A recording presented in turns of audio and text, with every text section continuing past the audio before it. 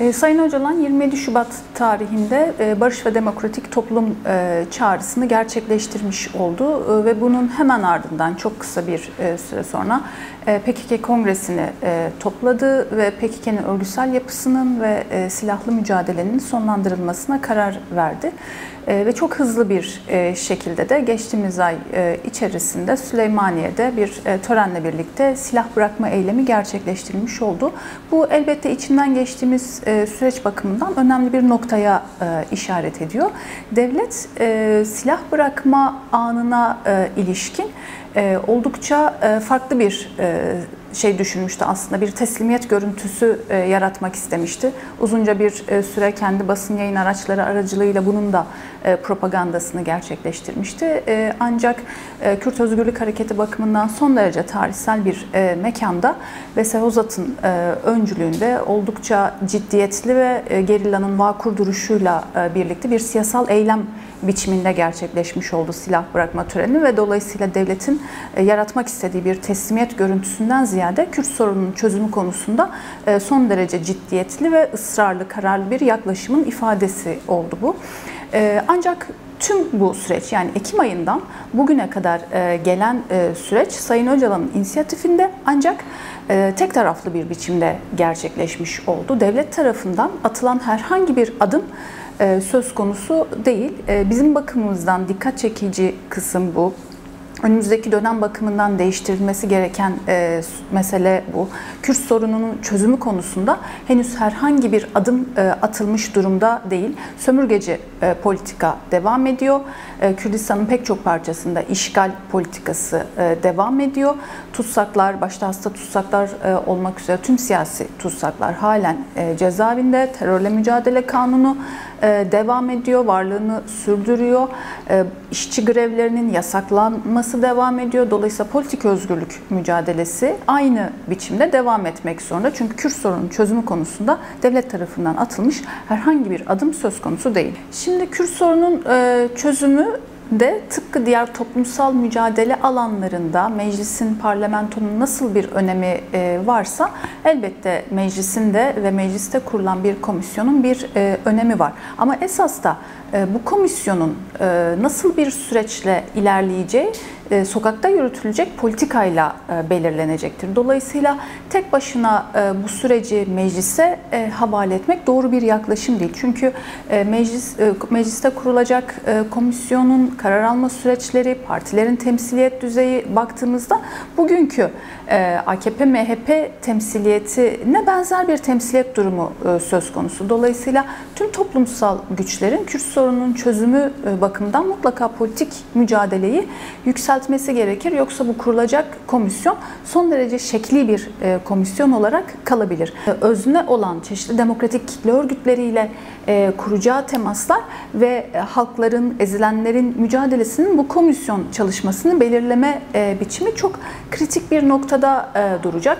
Çeşitli meslek odaları, çeşitli sendikalar, demokratik kitle örgütlerinin, kadın örgütlerinin, siyasi partilerin, meclis dışındaki tüm siyasi partileri de kastederek söylüyorum, mutlaka görüşlerinin, fikirlerinin, eleştirilerinin ve taleplerinin aynı zamanda bu meclise kurulacak komisyona yansıması gerekiyor.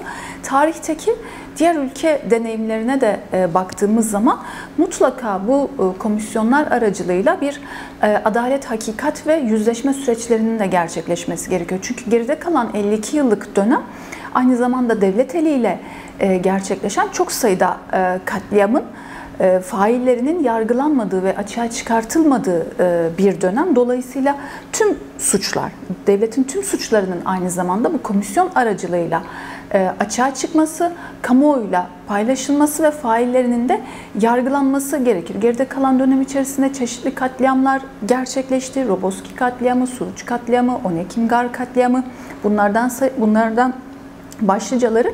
Bu süreç bakımından aslında toplumsal mücadelenin geliştirilmesi gerekiyor. Biz Ezilenlerin Sosyalist Partisi olarak Kürt sorununda emekçi çözüm programını benimsiyoruz. Bu aynı zamanda Kürt sorunun çözümü bakımından Türkiye'deki işçi ve emekçilerin bir bilinç düzeyine sıçraması ve aynı zamanda kendisi için istediği tüm hakları, tüm talepleri Kürt ulusu için de istemesi ve talep etmesi anlamına geliyor. Dolayısıyla Kürt sorununda batıdaki Türk işçileri ve emekçileri, ezilenlerini muhatap kılmak anlamına geliyor.